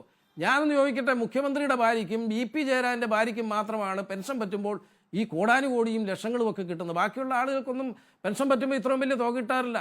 അവരെല്ലാം വൻകിട ബിസിനസ്സുകളാണ് തുടങ്ങുന്നത്. ഈ മുഖ്യമന്ത്രി പിണറായി വിജയൻ്റെ മകൾ ബിസിനസ് തുടങ്ങിയത് ലക്ഷങ്ങൾ ഈ പെൻഷൻ പറ്റിയ തുകയിൽ നിന്നും കിട്ടി, കമലയ്ക്ക് കിട്ടിയ തുകയിൽ നിന്നാണ്. ഇപ്പോൾ ഇ പി ജയരാജൻ്റെ ഭാര്യ ഇന്ദിരയ്ക്ക് കിട്ടിയ ഈ ലക്ഷങ്ങൾ, ബാക്കിയുള്ള ആളുകളുടെ കുടുംബങ്ങളൊന്നും ഈ ലക്ഷങ്ങൾ കിട്ടുന്നില്ലല്ലോ. അവർക്ക് ഇത് വെച്ചിട്ട് ബിസിനസ് തുടങ്ങാൻ പറ്റുന്നില്ലല്ലോ. ആർക്കെങ്കിലും തുടങ്ങാൻ പറ്റുന്നുണ്ട്? ഇതുപോലെ തുടങ്ങി ആരെയും ഒന്ന് സ്മൃതിക്ക് ചൂണ്ടിക്കാണിക്കാൻ കഴിയുമോ? അപ്പം മുഖ്യമന്ത്രിയെയും അതുപോലെ തന്നെ ഇ പി ജയരാജൻ വ്യവസായ മന്ത്രിയായിരുന്നപ്പോൾ ഭരണസ്വാധീനം ഉപയോഗിച്ച് ബിസിനസ് സാമ്രാജ്യം കെട്ടിപ്പടുത്തു. അതിൽ ഇ ഡിയും അതേപോലെ ഇന്ത്യൻ ടാക്സുമൊക്കെ നിരന്തരം കയറിയിറങ്ങി പിടിക്കപ്പെടുമെന്ന് അറിഞ്ഞപ്പോൾ ചന്ദ്രശേഖരനെ പോലുള്ള വൻകിട ബിസിനസ്സുകാർക്ക് കൊടുത്ത് കിട്ടിയ ഷെയറും വാങ്ങി പോയതാണ് ഇതിൻ്റെ യഥാർത്ഥ വസ്തുത എന്നുള്ളതാണ് എനിക്ക് ഈ അവസരത്തിൽ പറയാനുണ്ട്. അല്ലെങ്കിൽ അല്ല എന്നുള്ളത് തെളിയിക്കേണ്ട ഉത്തരവാദിത്വം ബിജെപിയുടെ എന്നുള്ള കാര്യം നമുക്കറിയാം. അത് ഇപ്പോൾ കോൺഗ്രസിന്റെ വാദമായിട്ട് മാത്രം കാണണ്ട. അന്ന് ആ വിവാദമുണ്ടായ ഘട്ടത്തിൽ പി ജയരാജൻ പുറത്ത് മാധ്യമങ്ങളോട് പറഞ്ഞിട്ടുള്ള ഒരു കാര്യം, പാർട്ടിയുടെ വിപ്ലവകരമായ ആത്മശുദ്ധി നിലനിൽക്കത്തക്കതായിട്ടുള്ള പ്രവണതകൾക്ക് വേണ്ടിയുള്ള ഇടപെടൽ പാർട്ടി ബ്രാഞ്ച് മുതൽ മേലേക്കുള്ള ഘടകങ്ങൾ നടത്തണം എന്നതിൻ്റെ അടിസ്ഥാനത്തിലുള്ള തെറ്റുതിരുത്തൽ രേഖയാണ് അംഗീകരിച്ചിട്ടുള്ളത്. അത് പ്രകാരമുള്ള കാര്യങ്ങൾ ചെയ്യും എന്നാണ് അദ്ദേഹം പറഞ്ഞത്. ആ പറഞ്ഞതിൻ്റെ പൊരുൾ മനസ്സിലായല്ലോ. അപ്പോൾ കമ്മ്യൂണിസ്റ്റ് ജീവിതം അണികൾക്ക് മാത്രമുള്ളതാണോ, നേതാക്കൾക്ക് വേണ്ടാത്തതാണോ എന്നുള്ളൊരു ചോദ്യം അവിടെ നിൽക്കുന്നുണ്ട്. സ്മൃതി, കമ്മ്യൂണിസ്റ്റ് പാർട്ടിയുടെ നേതാക്കന്മാരെ എല്ലാ കാലഘട്ടത്തിലും ഒറ്റതിരിഞ്ഞ് ആക്രമിക്കുകയും ആരോപണ വിധേയരാക്കുകയും ചെയ്ത ചരിത്രം കേരളത്തിലുണ്ട്. അതിൻ്റെ ഏറ്റവും പ്രത്യക്ഷമായി ഇപ്പം തന്നെ ശ്രീ വി പി സജീന്ദ്രൻ അദ്ദേഹം വി ഡി സതീശൻ ഉന്നയിച്ച ആരോപണത്തിൽ നിന്ന് 4 അടി പിന്നോട്ട് പോയിട്ടുണ്ട് ഈ ചർച്ചയിൽ. അദ്ദേഹം ഇപ്പോൾ പറയുന്നത് നിരാമയെ ഏറ്റെടുത്തു എന്നുള്ളതുകൊണ്ട് രാജീവ് ചന്ദ്രശേഖറുമായി ആ നിരാമയിൽ ഇൻവെസ്റ്റ്മെൻ്റ് ഉള്ള ജൂപ്പിറ്റർ ക്യാപിറ്റൽ ഉള്ളതുകൊണ്ട് രാജീവ് ചന്ദ്രശേഖറുമായി ബന്ധമുണ്ട്. ഇതൊരു ഹൈപ്പോത്തിസിസ് മാത്രമാണ്. അപ്പോൾ ആർക്കും ഇത് കേൾക്കുന്നവർക്ക് മനസ്സിലാകും രാജീവ് ചന്ദ്രശേഖറും ഇ പിയുമായി യാതൊരു തരത്തിലുള്ള ബന്ധവും നിലവിലില്ല എന്ന് 2 കൂട്ടരും പറഞ്ഞു കഴിഞ്ഞു. ഇനി ബന്ധമുണ്ടെങ്കിൽ അത് പ്രഖ്യാപിക്കുകയും അത് തെളിയിക്കാനുള്ള ബാധ്യതയും ഉത്തരവാദിത്വപ്പെട്ട പ്രതിപക്ഷ നേതാവിന് മാത്രമാണ്. ഇങ്ങനെ അനാവശ്യവും അനവസരത്തിലും ആരോപണം ഉന്നയിക്കാൻ പാടില്ല. അതെങ്ങനെയാണ് അങ്ങനെ സംഭവിക്കുന്നത്? യഥാർത്ഥത്തിൽ ഈ വിവാദം ഉണ്ടാക്കിയത് ഇ പി ആണ്. ഇ പി ഈ പ്രതികരണം നടത്തിയതിന് പിന്നാലെയാണ് ഈ വൈദേകം വിഷയം വീണ്ടും എടുത്തിടുന്നത്. മാത്രമല്ല, ഇങ്ങനെയൊരു എത്രത്തോളം രൂപയുടെ ഷെയർ ഉണ്ടായിരുന്നു എന്നടക്കമുള്ള വിവരങ്ങൾ പുറത്തു വരുമ്പോൾ അതൊരു ചെറിയ കാര്യമായിട്ട് നിങ്ങൾ എങ്ങനെയാണ് വിശദീകരിക്കുന്നത്? ഇപ്പോൾ താങ്കൾ പറഞ്ഞതിൽ നിന്ന് മനസ്സിലാക്കുന്നത് രാജീവ് ചന്ദ്രശേഖരന്റെ ഉടമസ്ഥതയിലാണെങ്കിൽ എന്താണ്, അങ്ങനെ ഒരു ഉടമസ്ഥതയിലുള്ള കമ്പനിക്ക് ആ ഷെയർ നൽകുന്നു അല്ലെങ്കിൽ അവരുമായിട്ടൊരു ധാരണാപത്രം ഒപ്പിടുന്നു എന്നതിൽ എന്താണ്? അപ്പോൾ അപ്പുറത്ത് നിൽക്കുന്നത് ഒരു രാഷ്ട്രീയ എതിരാളി അല്ലെങ്കിൽ സംഘപരിവാർ എന്നൊക്കെ ആവർത്തിച്ച് പറയുകയാണല്ലോ. അപ്പോൾ BJPയുടെ ഒരു പ്രധാനപ്പെട്ട നേതാവിൻ്റെ ഉടമസ്ഥതയിലുള്ള കമ്പനിക്ക് വിൽക്കുന്നു എന്നതിൽ പോലും കുഴപ്പമില്ല എന്ന് കരുതുന്നിടത്താണ് കുഴപ്പം. ശ്രീ ഹസ്കർ, സ്മൃതി, നമ്മൾ ആദ്യം കാണേണ്ടത് നമ്മളൊരു വിവരാവകാശമുള്ള ജനതയാണ്. കമ്പനികാര്യ മന്ത്രാലയം എന്ന് പറയുന്നൊരു മന്ത്രാലയത്തിൻ്റെ കീഴിലാണ് എല്ലാ കോർപ്പറേറ്റ് സ്ഥാപനങ്ങളും വരുന്നത്. സ്വാഭാവികമായും കമ്പനികാര്യ മന്ത്രാലയത്തിൻ്റെ കീഴിൽ കൃത്യമായി ഈ നിരാമയെ സംബന്ധിച്ചും വൈദേഹത്തെ സംബന്ധിച്ചും ജൂപ്പിറ്റർ ക്യാപിറ്റൽസിനെ സംബന്ധിച്ച് അവരുടെ എയിംസ് ആൻഡ് ഒബ്ജക്ട്സിനെ സംബന്ധിച്ച് വളരെ കൃത്യമായിട്ടുണ്ട്. ഞാൻ മനസ്സിലാക്കുന്നത് ജൂപ്പിറ്റർ ക്യാപിറ്റൽസ് ഒരു ഇൻവെസ്റ്റ്മെൻറ്റ് കമ്പനി മാത്രമാണ്. അപ്പോൾ ഇൻവെസ്റ്റ്മെൻറ്റ് കമ്പനി വിവിധ കമ്പനികളിൽ ഇൻവെസ്റ്റ് ചെയ്യും. അതിൻ്റെ ഉടമസ്ഥൻ ആര് എന്ന് നോക്കിയല്ല പണം വാങ്ങുന്ന നിക്ഷേപം സ്വീകരിക്കുന്ന കമ്പനികൾ പ്രവർത്തിക്കുക. നിരാമയ ടൂറിസം രംഗത്ത് പ്രവർത്തിക്കുന്ന ഒരു സ്ഥാപനമെന്ന നിലയിൽ സ്വാഭാവികമായും ടൂറിസം രംഗത്ത് സാധ്യതയുള്ള വൈദേഹം പോലുള്ള ഒരു സ്ഥാപനത്തെ നിരവധി വൈദേഹങ്ങൾ അവർ ഏറ്റെടുത്തിട്ടുണ്ടാവാം. അപ്പോൾ അതിൽ ഒരു സ്ഥാപനം മാത്രമാണ് വൈദേഹം. നിർഭാഗ്യവശാൽ അതിൻ്റെ ഷെയർ ഹോൾഡേഴ്സായി വി പിയുടെ കുടുംബാംഗങ്ങൾ നേരത്തെ വന്നു. അവരുടെ നിക്ഷേപത്തെ സംബന്ധിച്ച് ആർക്കും തർക്കമില്ലല്ലോ. കാര്യം അത് നമ്മുടെ മുന്നിൽ നിലവിൽ കമ്പനി മന്ത്രാലയത്തിൻ്റെ കീഴിൽ വന്നിട്ടുള്ള വിവരങ്ങളുടെ കൂടി അടിസ്ഥാനത്തിലാണ് ആ നിക്ഷേപം നമ്മുടെ മുന്നിലൊക്കെ വന്നിട്ടുള്ളത്. അതെല്ലാം പൊതുമധ്യത്തിൽ ചർച്ച ചെയ്യപ്പെട്ടുള്ളതാണ്. അപ്പോൾ സ്വാഭാവികമായും ഞാൻ ചോദിക്കുന്നത് അങ്ങനെ ഇത് ഈ സാങ്കേതികത്വം സാങ്കേതികത്വം താങ്കൾക്ക് വിശദീകരിക്കാനാകുമായിരിക്കും. പക്ഷേ ഇത് പാർട്ടി അനുഭാവികൾക്ക് എങ്ങനെ വിശദീകരിച്ചു കൊടുക്കണമെന്നൊരു വിഷയം കൂടി നിൽക്കുന്നുണ്ടല്ലോ. അതിൽ കുഴപ്പമില്ല എന്ന വാദത്തിൽ ഊന്നിടത്താണ് പ്രശ്നമുള്ളത്. അതാണ് ഞാൻ നേരത്തെ പറഞ്ഞത്. താങ്കൾ തന്നെ നേരത്തെ സൂചിപ്പിച്ചതുപോലെ ഈ നിർമ്മാണം മുതൽ തന്നെ ഇത് വിവാദത്തിലാണ്. കുന്നിടിച്ച് പാരിസ്ഥിതിക പ്രശ്നങ്ങളുള്ള സ്ഥലത്താണ് ഈ റിസോർട്ട് പണിതത് എന്നതിൽ തുടങ്ങുകയാണ് പ്രശ്നം. അപ്പോൾ അങ്ങനെയൊരു റിസോർട്ടിലേക്ക് വലിയ തോതിൽ ഷെയർ ഇടാനുള്ള സാമ്പത്തിക സ്ഥിതി പാർട്ടിയുടെ കൺവീനറുടെ കുടുംബത്തിനുണ്ടാകുന്നു. ആ ഘട്ടത്തിൽ ഭരണത്തിലിരുന്ന സമയത്താണ് വലിയ തോതിൽ പണം ഉണ്ടാക്കിയത് എന്നുള്ള ആരോപണം ഉയരുന്നു. ഇതിനൊക്കെ ഒരു കൃത്യമായ മറുപടി അണികൾക്കെങ്കിലും നൽകേണ്ടതല്ലേ എന്നൊരു വിഷയം അവിടെ നിൽക്കുന്നില്ലേ ഹസ്കർ? അല്ലെങ്കിൽ മറ്റ് രാഷ്ട്രീയ പാർട്ടികളെ പോലെ തന്നെയാണ് CPM എന്ന് സമ്മതിച്ചാൽ മതി? അങ്ങനെയല്ലേ, നമുക്കറിയാമല്ലോ ഈ EPയെ പോലുള്ള ഒരു വ്യക്തിയെ സംബന്ധിച്ചിടത്തോളം അദ്ദേഹം ചെയ്യുന്ന പ്രവൃത്തികളും പറയുന്ന വാക്കുകൾക്കും ഒരേപോലെ വില കൽപ്പിക്കുന്ന ആളാണ്.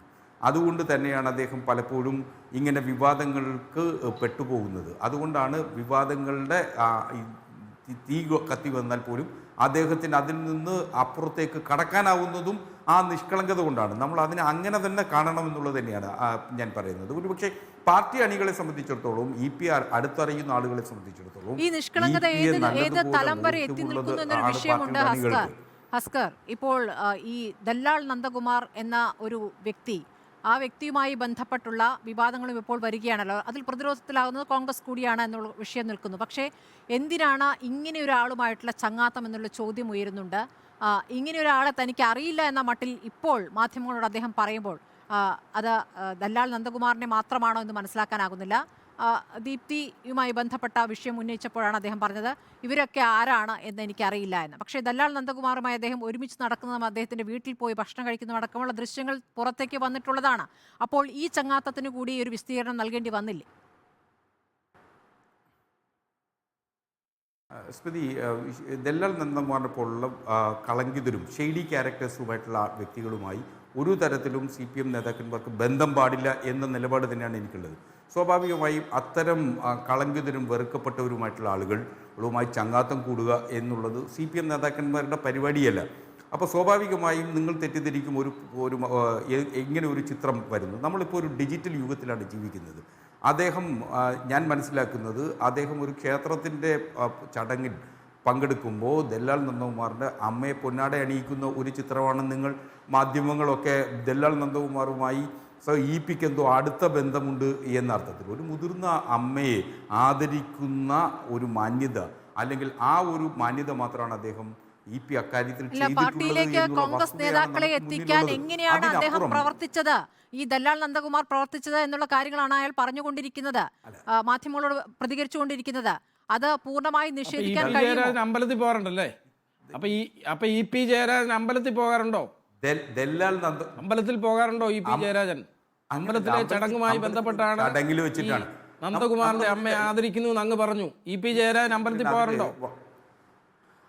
അല്ല, അങ്ങനെ ഒരു ചിത്രം അമ്പലത്തിൽ പോവുക എന്ന് പറയുന്നത്, ക്ഷേത്രത്തിൽ പോവുക എന്ന് പറയുന്നത് വിശ്വാസികൾ മാത്രമല്ല, അവിശ്വാസികളും ക്ഷേത്രത്തിൽ പോകാറുണ്ട്. ഒരു ചടങ്ങിൽ പങ്കെടുക്കുന്നു, ആ ചടങ്ങിൽ മുതിർന്ന അമ്പലത്തിൽ പോകാനുണ്ടോ എന്നാണ് ചോദിച്ചത്. അതിന് മറുപടി പറഞ്ഞാൽ മതി. ഒരു അമ്മയെ ആദരിക്കുക മറുപടി പറഞ്ഞാൽ മതി. അല്ല, അത് അദ്ദേഹം പറയേണ്ടതല്ലേ. അദ്ദേഹം പോകുമെന്ന് ഞാൻ കരുതുന്നില്ല. അദ്ദേഹം ഒരു വിശ്വാസിയാണോ അവിശ്വാസിയാണോ എന്ന് പ്രഖ്യാപിക്കേണ്ടത് എന്റെ മാത്രം ഞാനൊന്ന് പറഞ്ഞോട്ടെ. ഈ EP ജയരാജൻ എന്ന് പറയുന്നയാൾ ഈ നന്ദകുമാറിന്റെ അമ്മയെ ആദരിച്ചത് CPMന്റെ പാർട്ടിയുടെ സെക്രട്ടറി കാസർഗോഡ് നിന്ന് ആരംഭിച്ച ജാഥ തുടങ്ങിയ ദിവസമാണ്. അന്ന് ആ ദിവസത്തിൽ പാർട്ടിയുടെ കേന്ദ്ര കമ്മിറ്റി അംഗം എന്നുള്ള നിലയിലും പാർട്ടിയുടെ സീനിയർ നേതാവ് എന്നുള്ള നിലയിലും മുൻ മന്ത്രി എന്നുള്ള നിലയിലും അതിലും ഉപരിയായി LDFന്റെ കൺവീനർ എന്നുള്ള നിലയിലും ആ പരിപാടിയിൽ പ്രധാനപ്പെട്ട ആളായി പങ്കെടുക്കേണ്ട ആളായിരുന്നു. അതിൽ പങ്കെടുക്കാതെയാണ് അദ്ദേഹം ഇവിടെ കൊച്ചിയിൽ വന്ന് ഈ നന്ദകുമാറിൻ്റെ അമ്മയെ പൊന്നാട അണിയിച്ച് ആദരിച്ച് സംഭവം നടന്നതെന്ന് അങ്ങേക്കറിയാമോ? അല്ല, VP സേന്ദ്രൻ, ഞാൻ അക്കാര്യത്തിൽ അതിലെനിക്ക് കൃത്യമായിട്ട് വിവരങ്ങൾ മനസ്സിലായിട്ടുള്ളതാണ്. അദ്ദേഹത്തിന് അന്ന് എറണാകുളത്താണ് പാർട്ടി ചുമതല ഏൽപ്പിച്ചിരുന്നത്. അദ്ദേഹം തൃശ്ശൂർ ആ ജാഥയിൽ കാസർഗോഡായിരുന്നില്ല. ഉത്സവപ്പറമ്പ് പോലെ അവിടെ അറിയാതെ പോയി ഷാളിട്ടതാണെന്ന് അങ്ങ് പറഞ്ഞാൽ ഞാൻ വിശ്വസിക്കാം. അങ്ങനെ നിഷ്കളങ്കനാണല്ലോ. അങ്ങനെയല്ലല്ലോ, ഉത്സവപ്പറമ്പിൽ അങ്ങനെ ഒരിക്കലല്ല. അങ്ങ് എപ്പോഴും പറയാറുണ്ടല്ലോ അദ്ദേഹം നിഷ്കളങ്കനാണ്. നിങ്ങൾക്കിപ്പോ അങ്ങനല്ല, നിങ്ങൾക്കിപ്പോൾ EPയെ നന്ദകുമാറിനെ പോലുള്ള ഒരു കളങ്കിത വ്യക്തിത്വവുമായി കൂട്ടിക്കെട്ടണം.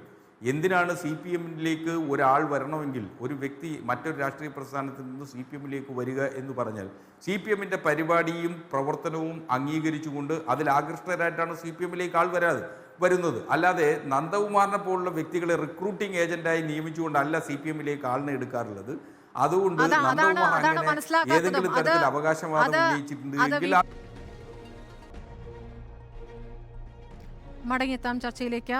ശ്രീ VP സജീന്ദ്രൻ, ഇപ്പോൾ ഇന്ന് TG നന്ദകുമാർ, ദല്ലാൽ നന്ദകുമാർ റിപ്പോർട്ടർ TVയോട് പറഞ്ഞ ഒരു കാര്യം, തൃക്കാക്കര ഉപതെരഞ്ഞെടുപ്പ് സമയത്ത് CPM കോൺഗ്രസിൽ നിന്ന് ആരെങ്കിലും CPMലേക്ക് വരണമെന്ന് ആഗ്രഹിച്ചിരുന്നു. ആ രൂപത്തിലുള്ള കാര്യങ്ങൾ നടത്തിയിട്ടുണ്ട് എന്നുള്ളതാണ്. ഇന്നിപ്പോൾ EPയും ഈ നന്ദകുമാർ വഴി ശ്രമിച്ചു എന്ന കാര്യം സമ്മതിക്കുന്നില്ല എങ്കിൽ കൂടി പാർട്ടിയെ ശക്തിപ്പെടുത്താനുള്ള ശ്രമങ്ങൾ ഉണ്ടായിട്ടുണ്ട് എന്നൊരു വാചകം അദ്ദേഹത്തിൽ നിന്നുണ്ടാകുന്നുണ്ട്. അപ്പോൾ ആ ശ്രമത്തിന്റെ ഭാഗമായി താങ്കൾക്ക് അറിയുന്നത് പോലെ അന്ന് കോൺഗ്രസ് നേതാവായിരുന്ന MV മുരളീധരൻ LDFിലെത്തിയതാണല്ലോ, CPMലെത്തിയതാണല്ലോ. അപ്പോൾ അതേ ഘട്ടത്തിൽ തന്നെ ദീപ്തി മേരി വർഗീസിനെയും ബന്ധപ്പെട്ടിരുന്നു, പത്മജയെ ബന്ധപ്പെട്ടിരുന്നു. പത്മജയെ ഫോൺ വിളിച്ചിരുന്നു എന്നുള്ള കാര്യം പത്മജ തന്നെ പറയുന്നുണ്ട്, നന്ദകുമാർ വിളിച്ചിരുന്നു എന്നുള്ള കാര്യം. അപ്പോൾ അതിനുശേഷമാണ് ദീപ്തി മേരി വർഗീസിനെ ബന്ധപ്പെടുന്നത്. ഉത്തരവാദപ്പെട്ടവർ പറയണമെന്ന് അവർ പറഞ്ഞു. അങ്ങനെ പറഞ്ഞ ഘട്ടത്തിൽ EPയെ കാണാൻ അങ്ങോട്ട് ദീപ്തി മേരി വർഗീസ് ചെന്നു എന്നുള്ളതാണ് നന്ദകുമാർ പറയുന്ന വാദം. ഇതിലെന്താണ് കോൺഗ്രസ് നൽകാനുള്ള മറുപടി? അല്ല, അത് സംബന്ധിച്ച് ദീപ്തി മേരി വർഗീസ് തന്നെ അത് നിഷേധിച്ചിട്ടുണ്ട്. അങ്ങനെ ഒരു സംഭവം ഉണ്ടായിട്ടില്ല. ഈ നന്ദകുമാർ അവരുടെ വീട്ടിലെത്തിയിരുന്നു, 2 3 പ്രാവശ്യം എത്തിയിരുന്നു എന്ന് പറഞ്ഞു. നന്ദകുമാറിനെ ആരാണ് ഈ ചുമതല ഏൽപ്പിച്ചെന്ന് അറിഞ്ഞുകൂടാ. കാരണം EP ജയരാജൻ ഇന്ന് പറഞ്ഞത് എനിക്ക് ദീപ്തി മേരിയെ അറിയില്ല എന്നല്ലേ, അതല്ലേ പറഞ്ഞിരിക്കുന്നത്. എനിക്ക് ദീപ്തി മേരിയെ അറിയില്ല, എനിക്കൊന്നും അറിയില്ല. ഒന്നെങ്കിൽ അദ്ദേഹം എന്താ ഉദ്ദേശിക്കുന്ന അറിയത്തില്ല. എന്തായാലും ഈ പറയുന്ന മീഡിയേറ്ററായിട്ട് നിന്ന ആൾ എന്തൊക്കെയോ വെല്ലുവിളി നടത്തി. അദ്ദേഹം ആ വെല്ലുവിളിച്ച പുറത്താക്കട്ടെ. എന്തൊക്കെയോ വെല്ലുവിളി നടത്തിയല്ലോ. എനിക്ക് തെളിവുകളെല്ലാം ഉണ്ട്. തെളിവുകൾ എന്ത് തെളിവാണ് ഉള്ളത്? ഈ പറയുന്ന ഈ നന്ദകുമാർ എന്ന് പറഞ്ഞ ആൾ CPMലേക്ക് വരണമെന്ന് പറഞ്ഞുകൊണ്ട് കോൺഗ്രസിൻ്റെ ഒരു നേതാവിനെ സമീപിച്ചു.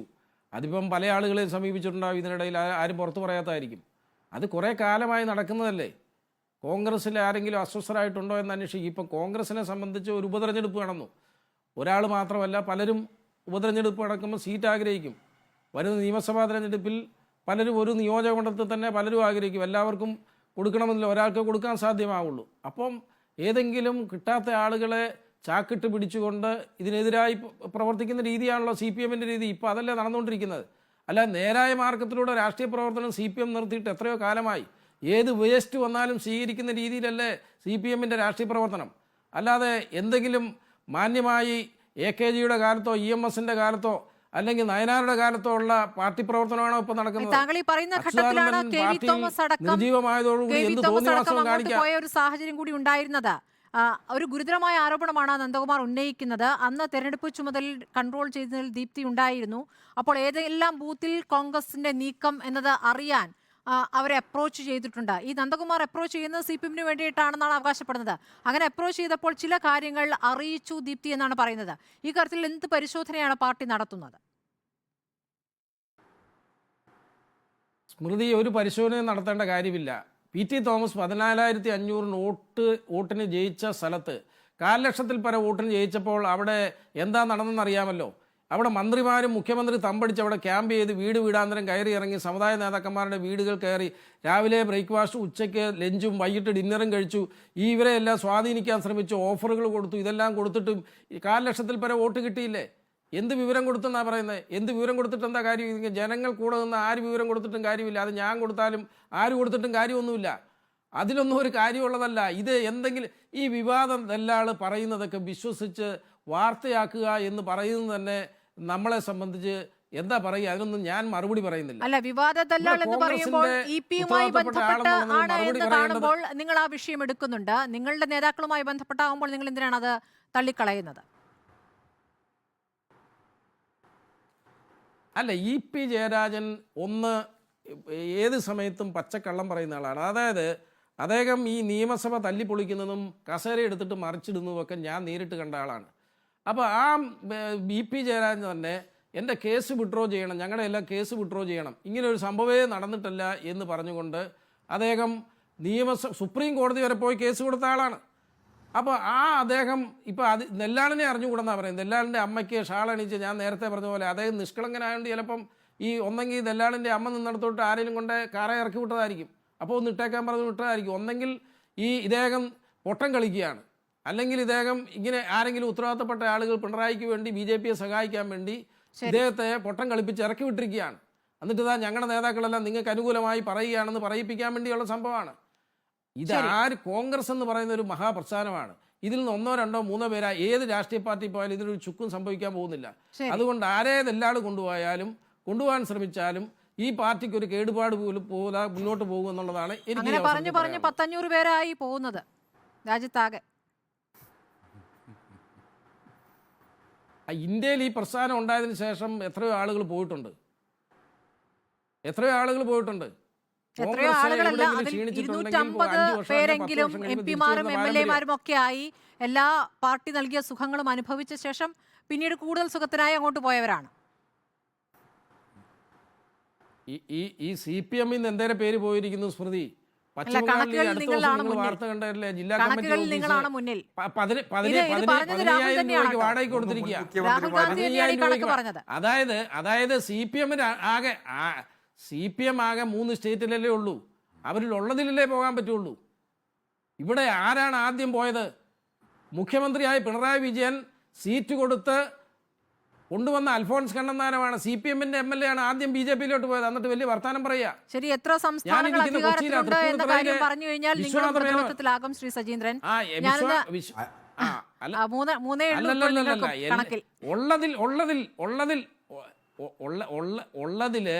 ഉള്ളതിൽ 1% CPM ഇന്ന് BJP-യിലോട്ട് പോയിട്ടുണ്ട്. അതും പറയണം. ശരി, ശ്രീ ജയസൂര്യൻ, അന്തർധാര എന്നുള്ള ആരോപണം തുടർച്ചയായി കോൺഗ്രസ് നടത്തിക്കൊണ്ടിരിക്കുകയാണ്. അതിൽ പറയുന്ന കാര്യങ്ങൾ ലാവ്ലിൻ കേസ് മുതൽക്കുള്ള കാര്യങ്ങളാണ്. ഇപ്പോൾ കരുവന്നൂരിൽ എത്തി നിൽക്കുന്നു. മുഖ്യമന്ത്രിയുടെ മകൾക്ക് നേരെയുള്ള അന്വേഷണം, SFI അന്വേഷണം, അതെവിടെ? ചില സമയങ്ങളിൽ വേഗം കൂട്ടുകയും ചില സമയത്ത് അത് സ്റ്റോപ്പ് ആവുകയും ചെയ്യുന്ന രൂപത്തിലാണല്ലോ നിങ്ങളുടെ കേന്ദ്ര ഏജൻസികളുടെ എല്ലാ അന്വേഷണങ്ങളും ആ രൂപത്തിലാണല്ലോ രാഷ്ട്രീയ നേതാക്കളുമായി ബന്ധപ്പെട്ട്. അപ്പോൾ എന്താണ് ഈ അന്തർധാര എന്ന് ചോദിക്കുന്നു. ഏറ്റവും അവസാനം പറയുന്നത് ഈ CA സമരങ്ങളുമായി ബന്ധപ്പെട്ട് എടുത്തിരിക്കുന്ന കേസുകൾ പിൻവലിക്കുമെന്ന് പറഞ്ഞിട്ടും ഇപ്പോഴും 270-ലധികം കേസുകൾ പിൻവലിച്ചിട്ടില്ല. അപ്പോൾ അങ്ങനെ ഒരു തീരുമാനം എടുത്തിരിക്കുന്നത് മോദിയെ തൃപ്തിപ്പെടുത്താനാണ് എന്നാണ് കോൺഗ്രസ് പറയുന്നത്. എന്താണ് മറുപടി? സ്മൃതി, ഞാനത് കൃത്യമായി പറയാം. അതിനു മുമ്പ് ഒരു കാര്യം സൂചിപ്പിച്ചോട്ടെ. ഇപ്പം നമ്മളിവിടെ ചർച്ചയിൽ പരാമർശിച്ച വ്യാപാര സ്ഥാപനങ്ങൾ അല്ലെങ്കിൽ വ്യവസായ സ്ഥാപനങ്ങൾ, ബിസിനസ് സ്ഥാപനങ്ങൾ, ആ ബിസിനസ് സ്ഥാപനങ്ങളൊക്കെ ഒന്നുകിൽ കമ്പനി ആയിരിക്കാം, അല്ലെ LLP ആയിരിക്കാം, അതല്ലെങ്കിൽ ട്രസ്റ്റോ സൊസൈറ്റിയോ പാർട്ണർഷിപ്പ് ഫേമോ എന്തെങ്കിലും ആയിരിക്കാം. ഇതിൻ്റെയൊക്കെ രജിസ്ട്രേഷൻ എന്ന് പറയുന്നത് പബ്ലിക് ഡോക്യുമെൻ്റ് ആയിട്ട് ആർക്കും ലഭിക്കുന്ന കാര്യമാണ്. അപ്പോൾ ഈ ആരോപണ പ്രത്യാരോപണങ്ങൾക്ക് അപ്പുറത്തേക്ക് പോയിട്ട് ഈ വസ്തുതകളുടെ ഈ പബ്ലിക് ഡോക്യുമെന്റിന്റെ കോപ്പി എടുത്ത് വെച്ചുകൊണ്ട് ആർക്കും ഇത് പരിശോധിക്കാവുന്ന കാര്യമാണ് ഈ ആരോപണങ്ങൾ ശരിയാണോ, അതിന്റെ പിന്നിൽ എന്തെങ്കിലും യാഥാർത്ഥ്യമുണ്ടോ എന്നുള്ള കാര്യം. ഇനിയിപ്പോൾ സ്മൃതി ചോദിച്ച കാര്യത്തിലേക്ക് വരാം. ഏതൊരു വിഷയം വരുമ്പോഴും അത് BJPക്ക് അനുകൂലമായിട്ടാണ് ഒരു നിലപാട് ഇവിടുത്തെ അന്വേഷണ ഏജൻസികളും അല്ലെങ്കിൽ കോടതികളും എടുക്കുന്നതെങ്കിൽ അത് BJPയുടെ കോടതി, BJPയുടെ അന്വേഷണ ഏജൻസി എന്ന് പറയും.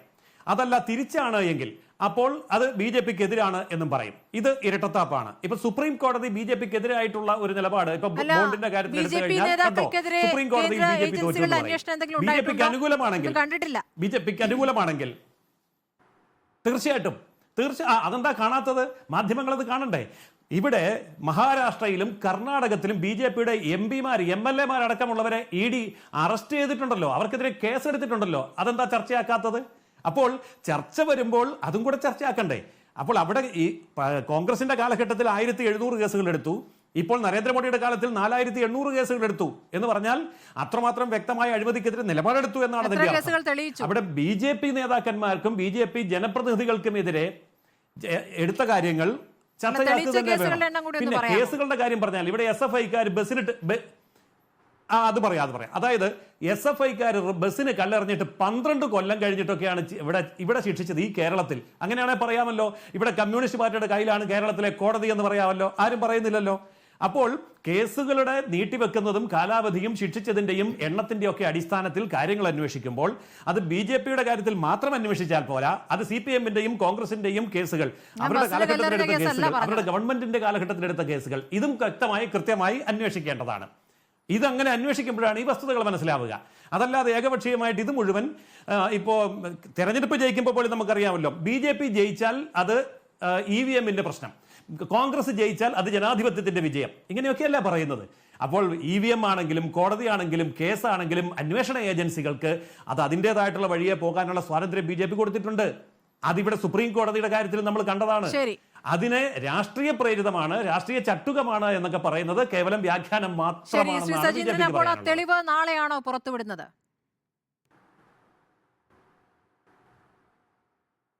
അല്ല, തെളിവ് എപ്പോൾ വേണേലും പുറത്തു വിടുമല്ലോ. ഇത് സംബന്ധിച്ചുള്ള തെളിവുകൾ പുറത്തു വിടാമെന്ന് പ്രതിപക്ഷ നേതാവ് പറഞ്ഞിട്ടുണ്ട്. അത് അതിൻ്റേതായ സമയത്ത് പുറത്തു വിടും. യാതൊരു സംശയവുമില്ല. അതിൻ്റെ അകത്തൊന്നും യാതൊരു സംശയവുമില്ല. തെളിവ് കൃത്യമായി പുറത്തു വിടുക തന്നെ ചെയ്യും. ശരി, തെളിവ് പുറത്തുവിടുമെന്ന് കോൺഗ്രസ് പറയുന്നു, കേസ് കൊടുക്കുമെന്ന് EP പറയുന്നു. നമുക്ക് നോക്കാം ആദ്യം എന്താണ് സംഭവിക്കുക എന്ന്. വളരെ നന്ദി ചർച്ചയിൽ പങ്കെടുത്ത എല്ലാവർക്കും.